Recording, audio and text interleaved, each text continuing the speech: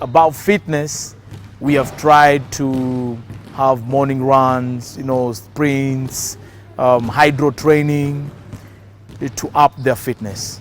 But also now, we all know, the game of basketball, it's entirely dependent on game fitness. You might have the fitness running around 10 to 15 laps. Yes, you might take the laps confidently. But now when it comes to the game, you're not able to keep up with the pace of the game. Our objective is to improve. We want to improve our rank. Last time, globally, our rank was very low. So we want to ensure that our rank improves for the better. So I believe that we're going to improve.